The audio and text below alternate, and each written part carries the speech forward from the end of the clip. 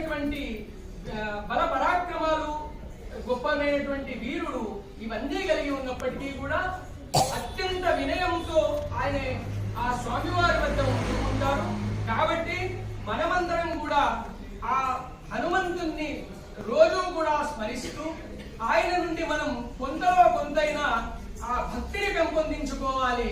అలాగే మనకు ఏదైనా ఒక కార్యాన్ని అప్పగించినట్టయితే, అంటే మనం ఏ పని చేసినప్పటికీ ఆ పనిలో ఎన్ని ఆటంకాలు ఎదురైనా కూడా మనము ఆ కార్యాన్ని తప్పకుండా అత్యంత శ్రద్ధాభక్తులతో నిర్వర్తించాలి అని చెప్పి కూడా మనము హనుమంతుని నుండి మనం నేర్చుకోవాలి.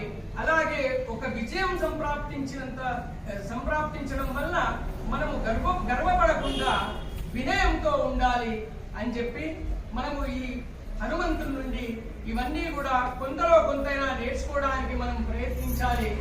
స్వస్తి ప్రజాభ్యః పరిపాలయంతాం న్యాయేన వాక్యేన మహీం మహీషాః గోబ్రాహ్మణేభ్యః శుభమస్తు నిత్యం లోకాః సమస్తాః సుఖినో భవంతు.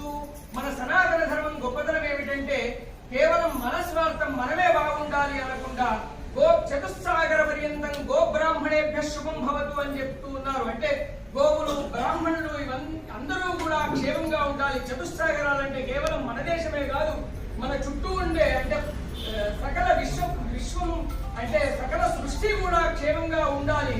కాబట్టి మనమందరం కూడా ఈ సనాతనమైన వైదిక ధర్మాన్ని పాటిస్తూ ఉండాలి. తత్సత్ హనుమచ్చరణారవిందార్పణ.